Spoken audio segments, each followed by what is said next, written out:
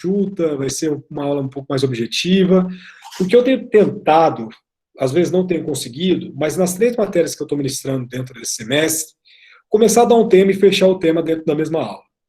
Para não ficar pontos soltos, por exemplo, na aula de hoje, eu acho que até conseguiria começar a falar de filiação e avançar sobre a filiação, mas eu acho que fica um negócio picado, e por mais que a aula seja remota, por mais que essas aulas fiquem gravadas, eu sei que eu estou em débito lá com o sistema, com a plataforma da faculdade, mas todos os vídeos que eu dou aqui, todas as aulas que eu dou aqui, eu subo para o canal do YouTube. Então, sim, tem que subir para o YouTube, subir para a plataforma, aí é um trabalho, e aí lá no YouTube está mais atualizado que na plataforma, mas eu vou atualizar na plataforma porque é um dever também, né? Então, eu vou fazer isso aí o mais rápido possível, mas por mais que fique, então, os vídeos gravados, isso é uma facilidade que a pandemia acabou trazendo em relação às aulas, né? Umas das poucas, mas daria para dar uma aula picada. Não gosto, não acho que funciona para as pessoas que acompanham de forma remota, né, ao vivo, porque eu acho que fica uma didática estranha. Então, prefiro, se eu consigo, né, a gente tem tempo para trabalhar os demais institutos com uma tranquilidade, eu acho que a gente consegue, até mesmo dentro de uma programação, trabalhar e começar um conteúdo e fechar esse conteúdo dentro da mesma aula, perfeito? Espero que a internet hoje esteja melhor, né? Na sexta-feira foi terrível, tive que terminar dando aula no 3G, mas vamos lá então, falar de uma disciplina, de uma matéria que é muito importante para nós aqui, no direito das famílias, mas será uma matéria mais importante ainda no próximo semestre, que nós falaremos das sucessões, tá? Que é nossas relações de parentesco. Eu já falei um pouco disso para vocês, eu lembro disso, que eu trabalhei aquela ideia, sabe, aquela árvore, né, que a gente faz, entre aspas, uma árvore genealógica, você sobe para os pais, dos pais para os tios, dos tios para os primos, você, aliás, melhor, você para os seus pais, dos seus pais para os seus irmãos, subiu para os primos, subiu você para os seus avós, dos avós para os tios, e dos tios, aí sim, para os primos. A gente fez até um desenho inaugural em relação a isso, mas é importante a gente parar dentro de uma aula e explicar para vocês o que se trata e o que são as relações de parentesco. Porque, assim, o próprio conceito, o próprio nome já diz, não é uma possibilidade de relação. Nós chegaremos 3 possibilidades de relações de parentesco, perfeito? Então, aquela filiação sanguínea, consanguínea, aquela filiação natural, hoje, que é clássica, a gente não precisa nem explicar, nem teria muito tempo para explicá-la, né? A relação de vínculo biológico, vínculo que acaba se, enfim, não tendo uma grande dificuldade. Mas vamos lá, então, entender o que se trata as relações de parentesco. Vamos lá. Bem, primeira coisa que nós temos um rol dentro do Código Civil que começa no artigo 1591 e vai até o artigo 1595, perfeito? Começando, então, pela conceituação do que seriam as relações de parentesco. O que é o parentesco? O parentesco, portanto, ele pode ser conceituado como sendo um vínculo jurídico.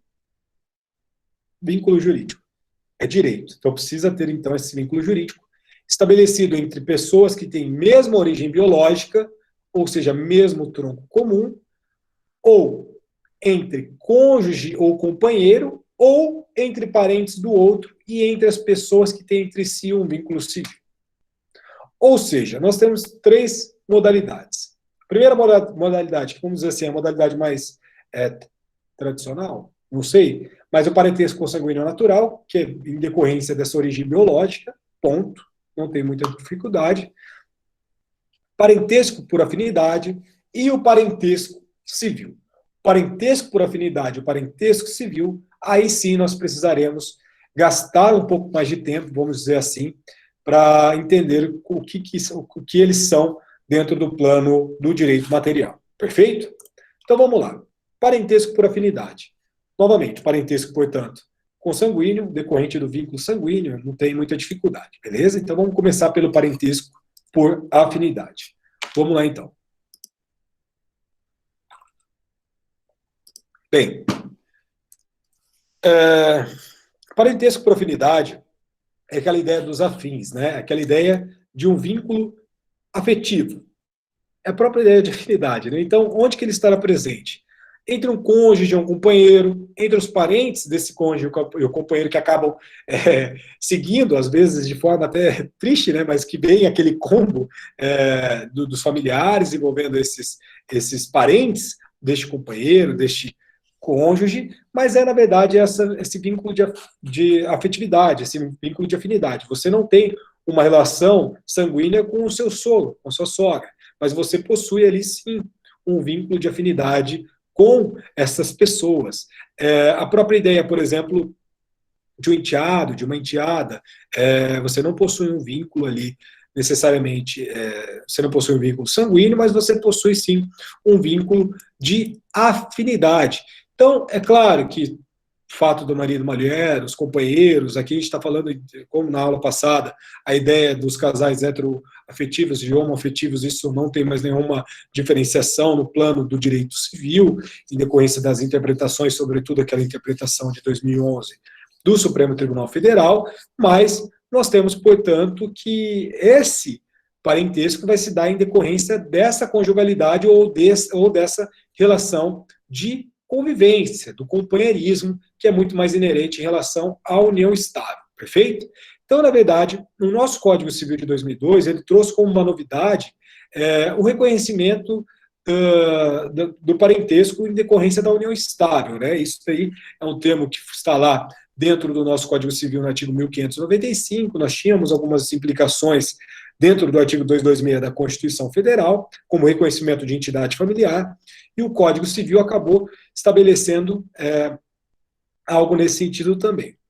Um ponto que é interessante, né, eu dentro, né, da minha dissertação, eu estou fazendo o histórico do Código Civil, da tramitação do Código de 1916, antes do Código de 1916, a ideia é que isso daí remonta até o Brasil Império, passando por tudo isso. Só que no Código de 2002 é um ponto muito interessante, porque o Código de 2002 foram alguns anos, né? A gente fala 26 anos ou 16 anos desde o projeto de lei, enfim. A questão é a seguinte: o Código estava numa fase muito avançada de discussão em meados da década de 80. Mas o que aconteceu?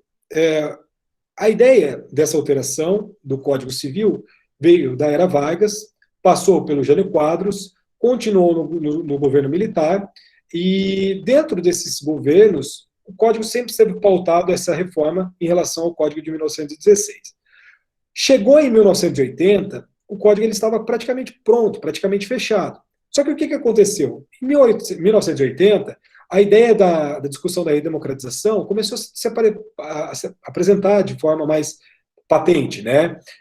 As exigências em relação à redemocratização, ao voto, às diretas já, toda aquela situação que vocês bem conhecem, acabou colocando uma situação muito interessante. Por quê? O código estava em fase avançada. Só que a partir do momento em que existiu uma discussão, que é uma discussão, assim, eu sei onde eu estou, né? Por mais que eu dei aula de direito civil e trabalhe com direito civil e pesquise sobre direito civil, eu sei que a Constituição, dentro de, a gente pode falar de Kelsen, né? Possui ali uma relação superior em relação ao Código Civil. Então é nítido que se a discussão está na Assembleia Nacional Constituinte, a sua instauração, é nítido que você não, esse Código Civil, ele acaba, o projeto, né, acaba sendo deixado de lado, ele acaba ficando no escanteio. E aí é muito interessante, por quê? Porque, na verdade, mesmo após a redemocratização, se discutia, por exemplo, aliás, antes da redemocratização, se discutia, será que faria sentido promulgar um Código Civil em 1980, sendo que uma Assembleia Nacional Constituinte ascendia cada vez mais dentro do rumo do Brasil? Então, parece, né, que foi um ponto que foi discutido muito, mas a conclusão, e foi uma conclusão lógica, graças a Deus, né, que na verdade não fazia nenhum sentido se promulgar uma Constituição, um Código Civil, desculpa, e depois se promulgar uma Constituição. Claro que não. Primeiro se estabelece a Constituição para depois você estabelecer e verificar quais são esses valores estabelecidos na Constituição para daí sim levar o Código Civil. O Código Civil de 1916, ele tinha uma vertente, vocês bem sabem, extremamente voltada para o liberalismo, ou seja, o patrimonialismo, para a ideia daquele cunho individualista, o indivíduo que era o ser dotado de liberdade e a sua propriedade não tinha nenhuma, era uma propriedade absoluta, não tinha uma possibilidade de você discutir, como, por exemplo, hoje tem, em relação à função social dessa propriedade, como, por exemplo, né? Mas nós tínhamos, portanto, alguns valores que na Europa já eram veementes no século XX, que foi colocado, que aliás já foram, entre aspas, derrotados, não derrotados, né, mas que estavam mais fracos já na Europa no século XX, e o Código de 1916, ele ainda tinha essa vertente que remontava essa ideia da Revolução Francesa, do Código de Napoleão até mesmo, ou seja, essa ideia mais de um cunho liberal que no mundo já estava avançando, sobretudo, já estava, entre aspas, caindo em decorrência dos movimentos sociais, da ascensão da industrialização, tudo aquilo que vocês já sabem também. Então, o que aconteceu? Desde quando o Código de 1916 foi aprovado, e lembrando que esse Código de 1916 remonta também a toda a tramitação que ele teve lá em meados de 1800, e foi em 1800, né, ele não foi aprovado de forma imediata, longe disso, tiveram inúmeras comissões, aliás, duas comissões até chegar nas mãos do professor Clóvis Bevilacqua, mas, novamente, quando esse Código de 1916 ele aparece, o mundo já estava vivendo uma outra realidade, né? Vide, por exemplo, a Revolução da Rússia em 1914, a Primeira Guerra Mundial, toda aquela ideia que vocês, novamente, já têm essa noção. E aqui, um outro ponto, porque, imagina, no Código de 1916 a gente conseguia verificar a vertente, que era uma vertente de cunho liberal. Nenhum problema em relação a isso, nenhum problema. Só que na Constituição de 1988, o professor José Rodrigo Rodrigues, ele trabalha, por exemplo, a ideia de uma Constituição sem vencedores. O que isso quer dizer? Que dentro da Constituição nós temos, às vezes, dentro de um mesmo artigo, valores que são valores extremamente opostos. Ou seja, você vai ter lá a ideia de livre iniciativa, mas você vai ter uma ideia de uma solidariedade em relação a algum desenvolvimento. Por exemplo, nós temos a consagração do princípio do desenvolvimento, só que esse desenvolvimento tem que ser um desenvolvimento sustentável. Ou seja, você tem a ideia de livre iniciativa, só que essa livre iniciativa ela precisa exercer uma função social. Ou seja, nós temos aqui uma ideia de que, de fato, você não consegue identificar quem que é o vencedor dessa Constituição. É uma ideia mais liberal, uma ideia mais republicana, social. Você não consegue identificar. Então, dentro disso tudo, o nosso Código Civil, ele tem que servir, sim, como um parâmetro e um norte de interpretação para essas questões que acabam envolvendo, né, que acabam chegando dentro do poder judiciário. Nosso código ele não remonta somente às questões, vamos dizer assim, de artigo e subsunção, não. A gente precisa ter um norte interpretativo e o próprio coordenador, o próprio, não o relator, mas o próprio pessoa que coordenava o Código Civil, o projeto de 2002, que era o professor Miguel Reale, ele mesmo deixava muito claro isso. Nós temos questões abertas, sobretudo em relação à socialidade, a ideia da eticidade e a ideia também da operabilidade. Então, o que nós temos? Nós temos, sim, que o nosso Código Civil, novamente, demorou lá os seus 30 e poucos anos para ser promulgados, mas ele foi passando por atualizações e quando ele veio em 2002, ele já veio observando a Constituição de 1988. Então, quando a Constituição de 1988 estabelece no seu artigo 226 as questões do direito de família, nós temos a interferência, olha que doido, a interferência do Estado dentro das relações privadas, que são as relações de direito de família, codificadas no Código Material, só que isso não quer dizer que é uma ingerência do Estado. Pelo contrário, é o Estado dando aqui ao direito civil a possibilidade do direito civil se organizar e observar, e do dever de observar as normas constitucionais. Então, quando vem a Constituição e reconhece a união estável como entidade familiar, ele permite, ao mesmo tempo, que a ideia da relação de parentesco por afinidade também vai decorrer da união estável. Então, é isso que eu estou querendo trabalhar com vocês. Então, essa ideia desse mote, dessa diferença entre o Código Civil de 2002 e o Código de 1916, só um outro ponto. Nós tínhamos um projeto de reforma do Código de 1916, que foi proposto pelo professor Orlando Gomes, antes mesmo do regime militar, e esse código ele foi muito criticado, porque falava que era um código muito modernista. O termo era esse, modernista, porque se reconhecia, por exemplo, o direito de equiparação entre homem e mulher. Então, são situações que a gente acabou aí evoluindo bastante em relação ao século XX e, sobretudo, aqui ao século XXI, só que aí, infelizmente, mais no norte, jurisprudencial. O nosso Código Civil, ele possui um histórico, o nosso direito civil, né, que é muito além do Código Civil, é um direito muito estável, ou seja, é um direito que não se modifica de forma fácil, é um direito que, além de estável, é um direito histórico, ou seja, você precisa acompanhar essa relação histórica da sociedade para daí sim você modificar a legislação. Só que o que acontece? A sociedade é muito plural e ela é muito complexa e ela acaba se metaformando, promove metamorfose de forma muito rápida, e o nosso direito acaba não acompanhando. Então, querendo ou não, como nós temos nortes jurisprudenciais e interpretativos, bateu na jurisprudência e aí coube, por exemplo, ao Supremo Tribunal Federal reconhecer a possibilidade da união estável de casais homoafetivos. E até hoje nós não temos, como nós vimos na aula passada, nenhuma legislação em relação a isso. Perfeito? Viajei pra caramba, né? Mas vamos lá. Então, uma ideia que o parentesco por afinidade a gente vai limitar aos ascendentes, aos descendentes e aos irmãos do cônjuge ou companheiro. Então, desse modo, por exemplo, o parentesco por afinidade na linha reta ascendente em relação ao sogro, a sogra, né, e seus ascendentes até o infinito. Na linha reta descendente, a gente vai estudar a linha decal, a gente vai ver isso nessa aula ainda, tá?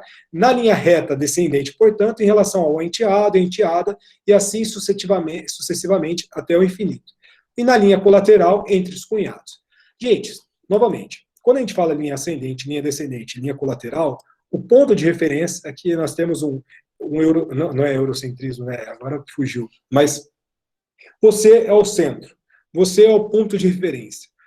Você que vai olhar para cima e você que vai olhar para baixo, ou você vai olhar para os lados. Colateral são essas pessoas, irmãos, o irmão, a irmã, a ideia, portanto, do enteado, que é o irmão dessa sua companheira ou do cônjuge em si, né? Na linha ascendente, você ascende, você olha para cima, ou seja, o sogro, a sogra, enfim, o avô e a avó dessa companheira e desse cônjuge. E na linha descendente olhou para baixo, ou seja, quem que ali tem essa relação de filiação, mas uma filiação que descende. Enteada, o enteado, ou seja, os filhos dessa companheira e desse cônjuge. Perfeito? Você é o centro das relações de parentesco, beleza? Vamos lá.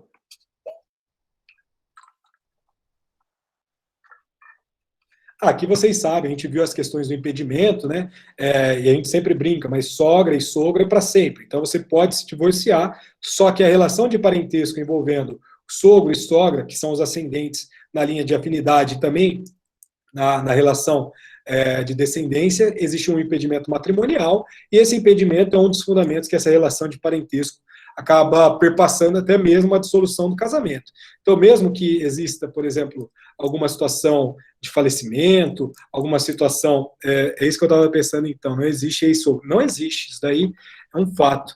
O sogro é para sempre, a sogra é para sempre, então você tem que pensar mais se você quer essas pessoas para o resto da sua vida ou não. Mais do que o próprio cônjuge, mais que o próprio companheiro. É bom que as mensagens ficam no sigilo, tá? Ficam no sigilo, não tem problema nenhum. Já a minha não. Só que eu não tenho nenhum problema com meu sogro e com a minha sogra. Primeiro que a gente fala sobre sogra, só que sobre sogra é só depois de consumado, né? A união estável ou contraído. Eu gosto do termo contraído, né? Contraído remete mais a alguma patologia, contrair o casamento. E eu também não tenho.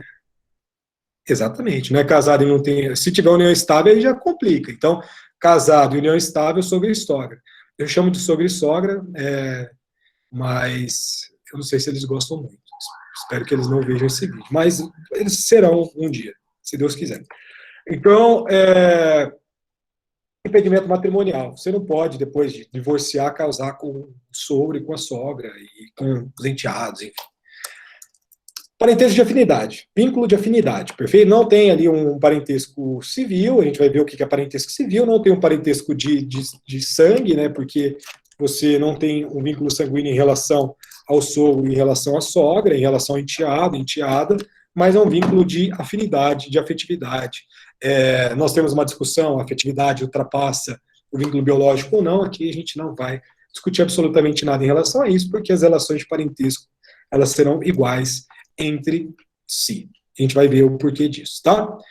Qual que é a ideia de parentesco civil? Aquele que vai decorrer de outra origem, que não é a ideia da consanguinidade, também nem a ideia de afinidade. Isso está lá no artigo 1593. Qual que é a origem via de regra? A origem é a adoção, tá? Parentesco civil liga-se, imbrica-se diretamente em relação à ideia de adoção. Mas a jurisprudência e a doutrina têm admitido duas outras formas de parentesco civil e a gente destaca para vocês. Que a primeira é decorrente da técnica de reprodução heteróloga, né? Que, só fazendo um parênteses, né? Até coloco isso no slide, que é aquela efetivada com material genético de terceiro, tá? E a segunda tem fundamento na parentalidade socioafetiva, que é a ideia da posse de estados de filhos e no vínculo social de afeto. Aqui é um vínculo que a gente vai entender um pouco melhor, mas vamos destacar para vocês o enunciado 103 da primeira jornada de direito civil, do CJF, né, que é o Conselho da Justiça Federal, e do STJ, que é o Superior Tribunal de Justiça, que fala para nós, ó, o Código Civil reconhece no artigo 1593 outras espécies de parentesco civil, além daquele decorrente da adoção, acolhendo assim a noção de que há também parentesco civil no vínculo parental proveniente quer das técnicas de reprodução assistida heteróloga, relativamente ao pai ou mãe, que não contribuiu com seu material fecundante, quer da paternidade socioafetiva fundada na posse do estado de filho. E, além disso, enunciado 256 do CJF, isso aqui daí já na terceira jornada, que vai falar para nós que a posse do estado de filho, que é a parentalidade socioafetiva, constitui modalidade de parentesco civil. A gente vai estudar melhor a ideia da posse de estado de filho mais para frente também, tá? Fiquem tranquilos, é só para vocês ligarem que a adoção, reprodução heteróloga e a posse de estado de filhos são parentescos civis. E, além disso, nós temos um outro enunciado mais recente, que é o enunciado 519, já na quinta jornada do CJF, que fala para nós que o reconhecimento judicial do vínculo de parentesco em virtude de socioafetividade deve ocorrer a partir da relação entre pai e filho, com base na posse de estado de filho, para que produza efeitos pessoais e patrimoniais. O que nós temos aqui, então, gente? Relações jurídicas distintas dos outros vínculos jurídicos. Adoção é uma outra relação jurídica, perfeito? A reprodução heteróloga é uma questão de bioética muito interessante, né? E a questão do reconhecimento da parentalidade socioafetiva pelo vínculo do afeto puro, que não necessariamente está envolvendo, por exemplo, a ideia de um cônjuge, de uma companheira, também vai ser um reconhecimento de um vínculo jurídico, mas é um reconhecimento civil. Ou seja, são 3 reconhecimentos civis presentes dentro da relação de parentalidade. Só que, gente, fiquem tranquilos, a gente vai entender o que é estado de posse de filhos, nós vamos entender também a questão da adoção, a gente está chegando, beleza? Só para ressaltar, então, nós temos 3 modalidades de parentesco: parentesco consanguíneo, perfeito? Parentesco por afinidade, por afins, e o parentesco civil, beleza? Além disso, parentesco civil, aqui nós temos a ideia, portanto, nós tínhamos enunciados doutrinários. Falei 3 enunciados doutrinários do CJF, mas vamos ver como que isso está sendo visto de fato pela jurisprudência e pela legislação, né? Primeira coisa, PL 470, vocês bem sabem, eu falo direto desse PL, o Estatuto das Famílias, encabeçado pelo IBDFAM, que pretende incluir de forma expressa, dentro desse artigo 1583 do nosso Código Civil, a ideia de parentalidade referente ali à ideia da socioafetividade ou afinidade. Então, nós temos um projeto de lei tramitando no Congresso que pretende, pelo menos, alterar esse dispositivo no Código Civil para incluir essa modalidade também em relação às questões de parentesco. O que nós temos dentro do Supremo Tribunal Federal no ano de 2016? Vamos lá. Ó. Recurso extraordinário 898.060, informativo 840, de relatoria do Luiz Fux. Ó, a paternidade socioafetiva, declarada ou não em registro, não impede o reconhecimento do vínculo de filiação concomitante, baseada na origem biológica com os efeitos jurídicos próprios. Perfeito? Então, existe a possibilidade dessa pessoa ter o reconhecimento da parentalidade pelo meio civil, independente se for reconhecida posteriormente a ideia do vínculo, vamos dizer assim, do vínculo biológico. Vou citar um exemplo.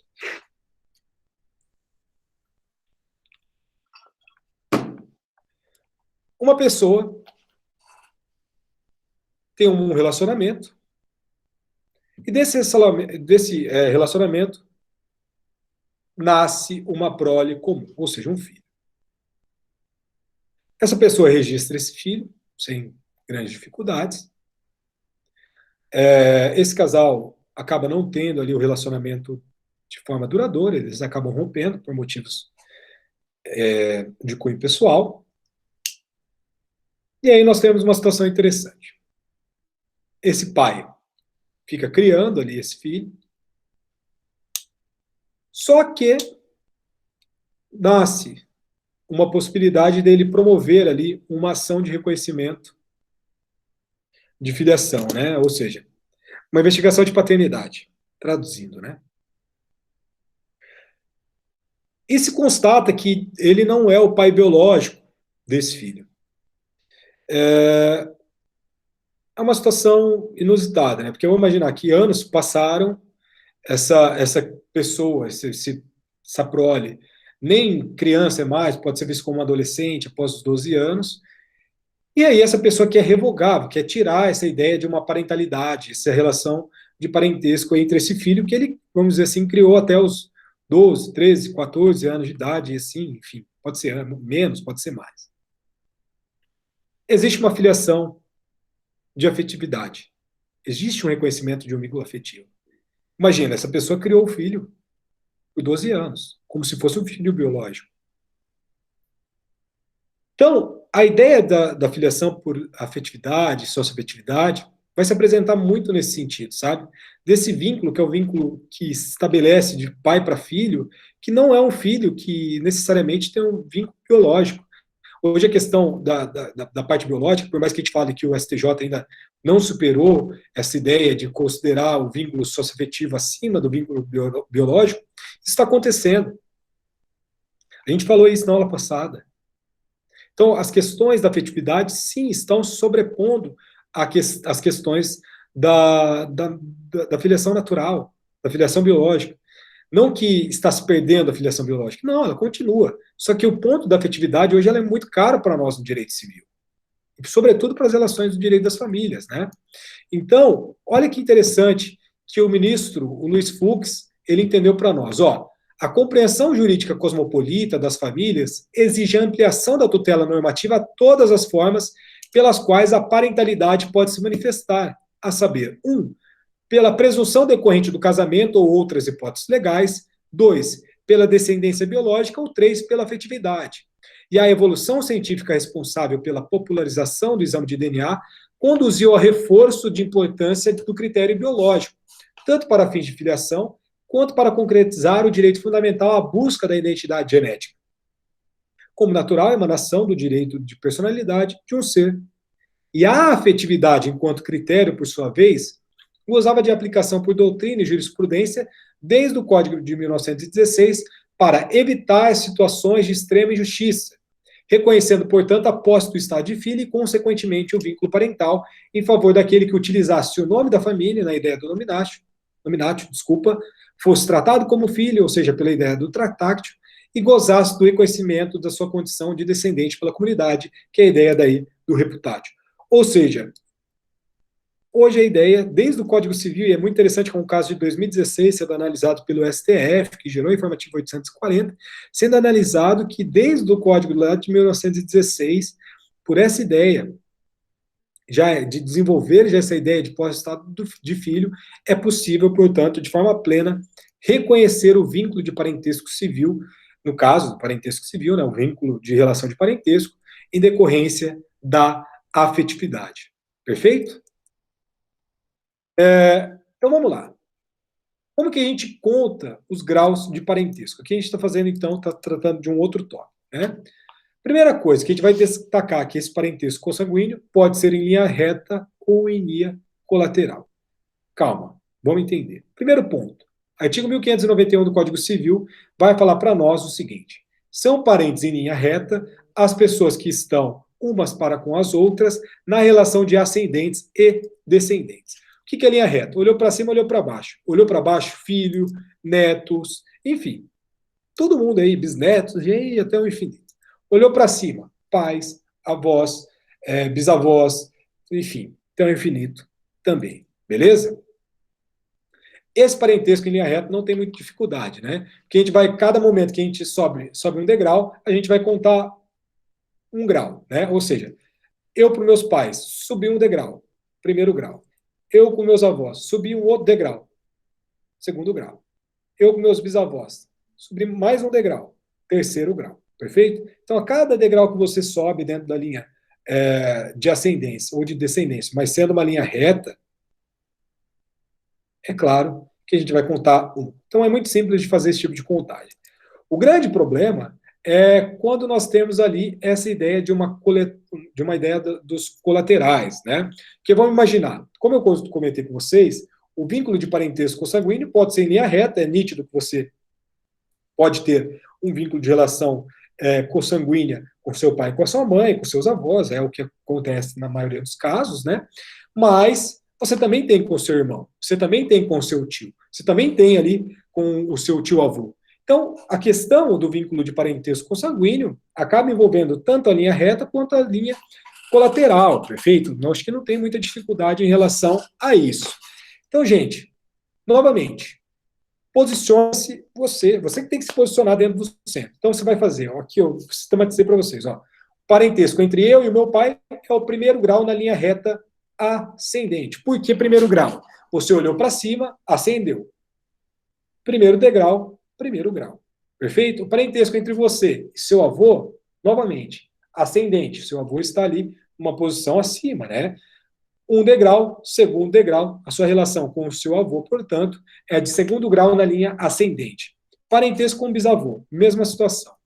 Parentesco com o filho, a mesma coisa. O que vai mudar? Que ao invés de você ascender, você vai descer. Você vai olhar ali no aspecto da descendente. Então, linha reta, descendente, dentro do primeiro grau. Neto, segundo grau, bisneto, terceiro grau, e assim até o infinito. Beleza? Nós temos uma segunda parte do artigo 1594 que vai falar do número de graus em relação ao número de gerações, e aí você vai subir até o parentesco de um ascendente comum para daí descer. Como que isso funciona na prática, gente? Aqui é muito importante a gente entender isso daqui, que a gente vai ter a ideia de um parentesco colateral. Vamos lá, tem que ter paciência agora com o professor, tá? E se alguém tiver dúvida, pelo amor de Deus, pergunta, questiona, sei lá, fala, e se for não sei quem, se for não sei quem, a gente vai respondendo, tá? Vamos respondendo, beleza? Então, quando a gente coloca esse desenho para vocês aqui no slide, o eu para baixo e o eu para cima não tem nenhuma dificuldade. Então, o eu em linha reta descendente de primeiro grau é o filho. O eu em linha reta descendente com o neto é segundo grau. A sua relação com o seu bisneto é linha descendente em terceiro grau. Beleza. Linha reta descendente até o infinito, sem grandes dificuldades. Você, na linha reta, isso daqui é uma linha, né? Eu acho que está cortando aí para vocês. Só que no PowerPoint que eu mandei está certinho. Tem uma setinha, né? Porque essa seta ela não se esgota aqui, ela vai até o infinito e ela desce também até o infinito. A ideia com o seu pai, mesma coisa. É uma linha reta, perfeito, linha reta. Você não faz essa bifurcação. Entre o seu pai é um degrau que você sobe, então primeiro grau. O seu avô, linha reta ascendente do segundo grau. Bisavô, linha reta ascendente de terceiro grau. Ponto. A ideia aqui da linha reta não tem grandes dificuldades. Mas como que funciona os colaterais? Por exemplo, você tem uma relação de parentesco com o seu irmão? É óbvio que você tem. Só que, por que o seu irmão não vai ser um parente de primeiro grau seu? Por que aquele primo que você julga ser o primo de primeiro grau não será o seu primo de primeiro grau? Porque na segunda parte desse artigo 1594 do nosso Código Civil, como eu estampei para vocês no slide anterior, ele vai falar para nós o seguinte, ó, conta o número de graus de acordo com o número de gerações, subindo de um dos parentes até o ascendente comum e descendo até encontrar o outro parente. Então, tudo bem, meu irmão é meu parente, perfeito. Mas qual que é o meu ascendente comum em relação ao meu irmão? Meus pais, perfeito? O que eu vou ter que fazer? Que é tipo um Mario, sabe? O jogo do Mario. Você vai ter que fazer aqui um mapinha que você vai ter que andar dentro desse mapa para chegar no seu irmão. E para você chegar no seu irmão, você tem que ir no seu ascendente comum. Para você chegar no seu primo, você tem que ir também nesse ascendente comum. Para você ir para o seu tio, mesma coisa, você tem que ir nesse ascendente comum. Ah, beleza, mas e para o meu sobrinho? Você vai também ir para o ascendente comum e depois vai descer. Perfeito? Então, todos esses casos, você sobe até o ascendente comum e depois desce. Por isso que o seu irmão não vai ser o seu parente de primeiro grau. Ele vai ser um parente de segundo grau, por quê? Porque você tem que ir ao seu ascendente comum. Quem que é comum em relação ao seu irmão e a você, assim, de forma imediata, né? Claro que o seu avô também vai ser, só que você não vai precisar ir para o seu avô, perfeito? Você vai ter que ir no seu ascendente, seu primeiro ascendente comum entre essas pessoas. No meu caso, entre meu irmão e a minha pessoa, os meus ascendentes comuns são os nossos pais, perfeito? Por que meu irmão vai ser de segundo grau? Eu vou até meus pais e aí eu desço para chegar no meu irmão, perfeito? Meu irmão, portanto, é um parente meu colateral de segundo grau. Continuando aqui no meu irmão, meu sobrinho e meu sobrinho neto vai seguir essa mesma questão. Eu não posso pegar e cortar caminho e chegar no meu irmão e meu irmão ser primeiro grau, meu sobrinho segundo grau e meu sobrinho neto terceiro grau. Não, não. Eu preciso ir no ascendente comum que o meu sobrinho tem comigo.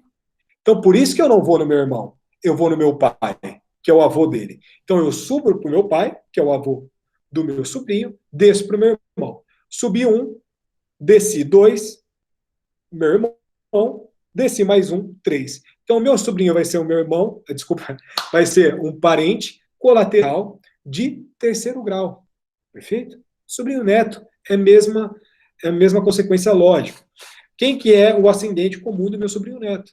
Os meus pais, que são, na verdade, os bisavós desse meu sobrinho neto. Então, esse meu sobrinho neto, ele tem que subir ali até os meus pais para daí depois descer para mim. Ou melhor, eu, que sou o centro, tenho que fazer esse caminho. Subir para os meus pais, descer para o meu irmão, 2, descer para o meu sobrinho, 3, descer para o filho do meu sobrinho, 4, meu parente colateral de quarto grau, meu sobrinho neto. Perfeito? Aqui, no caso, por exemplo, de tio, primo, a gente tem uma situação diferente. Por quê? Porque como eu não tenho uma relação direta de parentesco com meu irmão e eu preciso subir para os meus pais, para o meu tio eu tenho que fazer a mesma questão. Porque o meu tio ele não se vincula, ele não liga com o meu pai. Perfeito? Ele vai se ligar com quem? Com os meus avós. Que, na verdade, são os pais desse meu tio. É o ascendente comum que eles têm em relação ao meu pai. Então, ao invés de eu pegar, por exemplo, e pular um caminho, esse meu tio vai ser um parente de primeiro ou de segundo grau, porque eu necessariamente teria que subir para os meus pais, eu tenho que ir no meu ascendente comum. Quem é o ascendente comum em relação à minha pessoa, ao mim, né? E ao meu tio, os meus avós, que são os pais dele. Então, por exemplo, nítido que para os meus tios, para o meu tio, desculpa, meus avós é ascendente em linha reta de primeiro grau. Mas para mim, esse meu tio vai ser um colateral, por quê? Porque eu vou fazer esse caminho de bifurcação. Por quê? Porque eu tenho que subir um degrau, subir para os meus pais, só que eu não posso cortar caminho, porque meu pai, ele não é ascendente do meu tio, e aí subiu para os meus avós, para o meu avô, que aí sim é ascendente comum desse meu tio. Perfeito?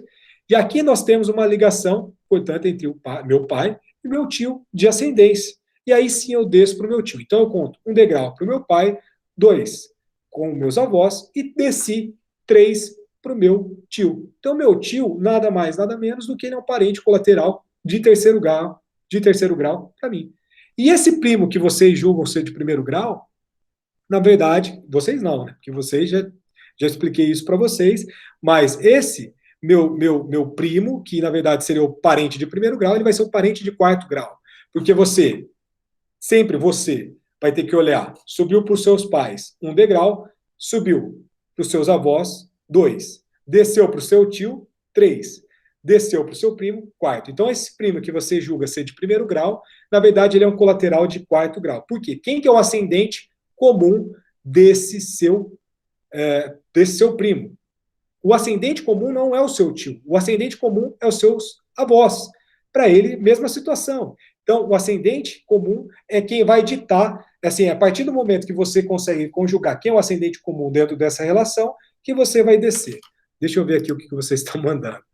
Doideira, mas consegui pegar. Ou bagunça. É bagunça mesmo. Que é moleza, senta no pudim. Tio avô é ascendente colateral de quarto grau. A gente não fala na linha de colaterais, Thalia, de ascendente e descendente, porque sempre vai ser o grau de ascendência, perfeito? Por exemplo, no seu sobrinho neto, que ele está posicionado abaixo, entre aspas, a gente não vai falar colateral ascendente de terceiro grau. Não. Você precisa subir para o ascendente comum, então sempre vai ter ideia de ascendente, tá? Então, esse seu sobrinho, ele vai ser colateral de terceiro grau, seu tio colateral de terceiro grau também, e assim sucessivamente.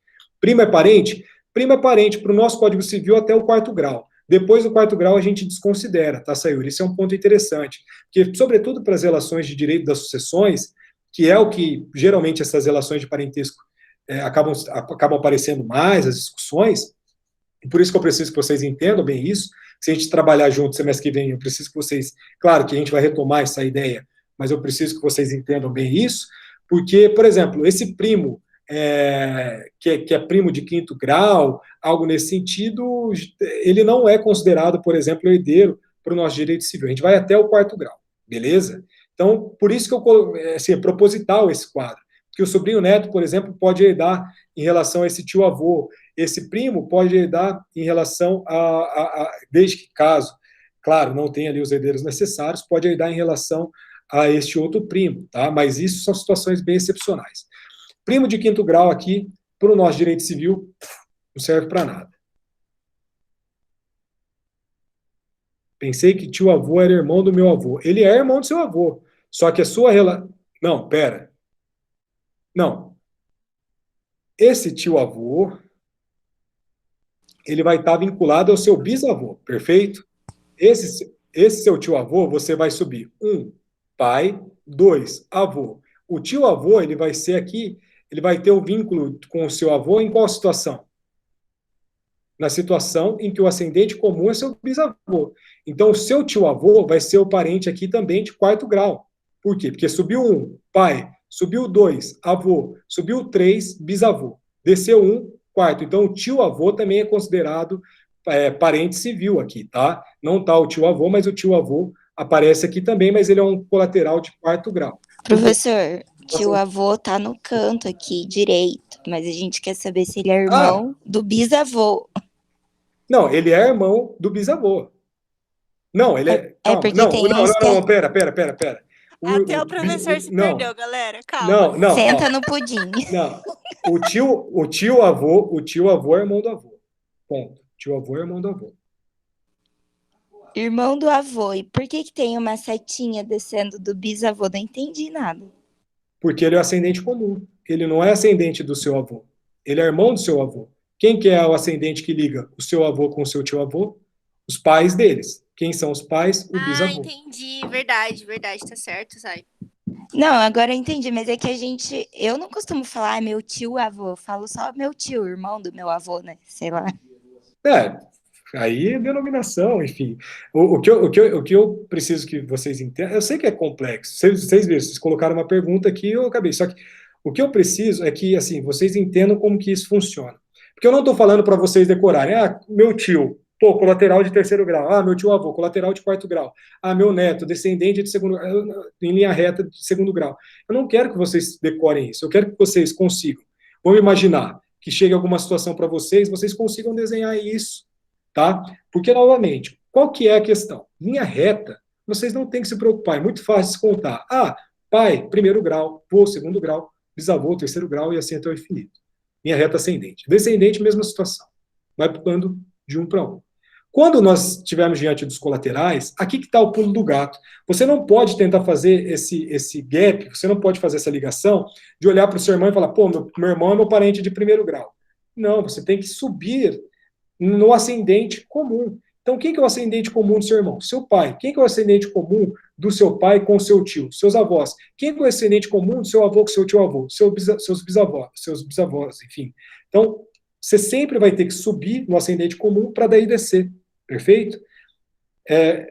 Espero que vocês tenham entendido. Só que, assim, novamente, é uma situação complexa, eu sei que é complexa, eu sei que é chatinho. Como eu aprendi isso? É o seguinte, eu fui, depois da aula, no final de semana, eu fui fazendo o esquema. Tipo, esse esquema aqui eu fui tentando desenhar sozinho, entre aspas. Porque, vamos imaginar, a grande questão é quando começa a aumentar isso, né? Por exemplo, é o seu eu, mas vamos imaginar que, tipo, dentro do inventário que você vai pegar, você não é o eu. O eu é o seu cliente. Então você vai ter que fazer isso para o seu cliente. E aí que as coisas começam a ficar um pouco mais complexas, né? Porque, querendo ou não, lá no direito das sucessões, se o seu irmão ele é vivo, os seus sobrinhos não têm direito a absolutamente nada envolvendo uma eventual herança dos seus pais. Por quê? Porque o grau mais próximo vai excluir o mais remoto. Então, o seu sobrinho é um grau mais remoto do que seu irmão, porque o seu irmão é um colateral de segundo grau, o seu sobrinho é um colateral de terceiro grau. Então, isso vai ser importante no plano prático dentro do direito das sucessões. Novamente, como que eu aprendi a fazer essa bodega aqui? Eu fui, novamente, pensa, você é o centro. Coloca você, vai fazendo ali pai, avô, bisavô, que são, faz a linha reta, ascendeu, descendeu. Aí você começa a pensar, tá, o que o meu tio-avô é? E aí, gente, não tem segredo. Na verdade, o segredo é, primeiro, lembre-se sempre que vocês têm que chegar no ascendente comum. Esse é o segredo. Perfeito? O Eduardo perguntou, e o irmão do meu avô? Eu não sei se eu respondi. O irmão do meu avô, ele é um tio-avô, e o tio-avô é um parente de quarto grau. Se você tem, eu nem sei qual denominação seria o irmão do bisavô, só que se fosse o irmão do bisavô, você teria que subir para o seu tetravô, né? Agora começa a complicar. E aí descer também, tá? Então, o irmão do bisavô, você teria que subir mais um grau, quarto grau, e descer mais um grau, ou seja, quinto grau. Para o nosso direito civil, não serve para nada também. Então, se liguem dentro desse rol aqui, tá? Parentesco civil, isso que é importante. O macete é o seguinte, vai até o tio-avô e vai até o sobrinho-neto. É isso. Não vou nem questionar de sobrinho-neto. Sobrinho-neto é a mesma situação. Substitui o eu aqui pelo sobrinho-neto. Mas vamos lá, a ideia do sobrinho-neto, qual que é o ascendente comum que esse sobrinho-neto possui com você? Claro que serão seus avós. Por quê? Porque você vai ter um vínculo de parentesco com o seu irmão com o ascendente comum, os seus pais. Perfeito? Os meus pais, mesmo os pais do meu irmão, ou seja, o meu ascendente comum que eu tenho com o meu irmão são os meus pais. Então, com o meu sobrinho neto, para eu chegar lá neles, eu preciso ver qual é o ascendente comum mais próximo em relação ao meu irmão. Meu pai, um degrau, desci um, segundo grau, desci mais um, que é o pai do meu sobrinho neto, terceiro degrau, e desci mais um, quarto grau. Então, ele aqui é um colateral de quarto grau meu sobrinho neto.